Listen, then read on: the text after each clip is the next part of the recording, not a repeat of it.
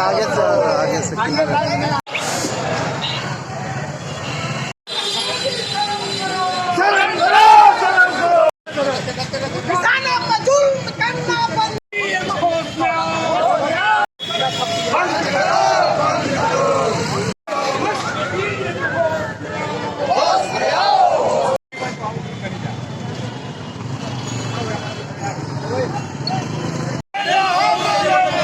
पीछे आओ।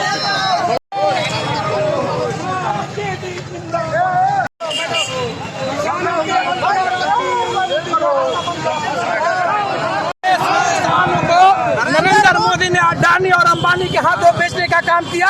राष्ट्रीय जनता दल परिवार किसानों के सम्मान में सड़क से सदन तक बुलंदी के साथ आवाज उठाती रहेगी और किसानों के ये जो जुमलाबाज सरकार किसानों के बीच में खंजर भोंकने का काम किए हैं, राष्ट्रीय जनता दल कभी बर्दाश्त नहीं करेगी। इस निकम्मी सरकार को उखाड़ फेंकने का हम लोग काम करेंगे और इसी संकल्प के साथ हमारे नेता तेजस्वी यादव ने गांधी जी के स्टेचू के नीचे, मूर्ति के नीचे संकल्प लिए है कि किसानों के सम्मान में और राष्ट्रीय जनता दल मैदान में है।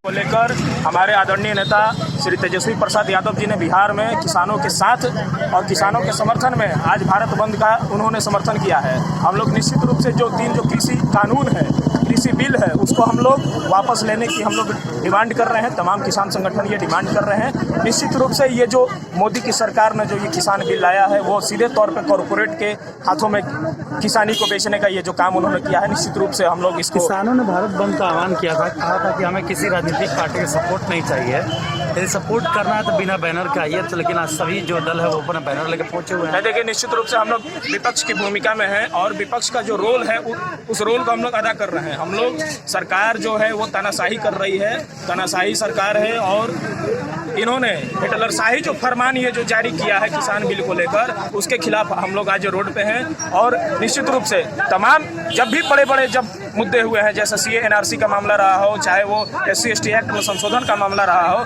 हम लोगों ने बढ़ चढ़ कर समर्थन दिया है और आज भी हम लोग अपने बैनर तले किसानों को हम लोग समर्थन दे रहे हैं। तो सर, बीजेपी की ओर से कहा जा रहा है कि किसानों को गुमराह करके राजनीतिक पार्टी अपने लाभ के लिए इस तरीके से प्रचार प्रसार कर रहा है। नहीं, ये देखिए, ये सीधे से गलत बात है। वर्तमान केंद्र की सरकार जो है वो तो सीधे तौर पर सिर्फ डिवाइड एंड रूल का काम कर रही है। कभी CA NRC लाती है, कभी 370 का मामला लेके आती है, कभी SC/ST एक्ट में संशोधन करती है, कभी किसानों के साथ अमानवीय व्यवहार हो रहा है। तो हम लोग तो ये सीधे तौर पे देख रहे हैं कि ये लोग डिवाइड एंड रूल की नीति अपना रहे हैं। जैसे पहले ईस्ट इंडिया कंपनी आकर व्यापार करने के लिए आई और पूरे भारत पर उन्होंने कब्जा किया।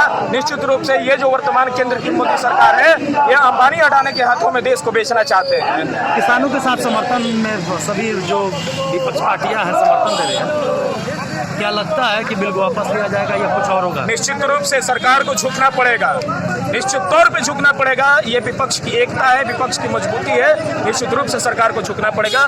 जब किसान और अन्नदाता खुश नहीं रहेंगे तो ये देश खुशहाल नहीं रह सकता है।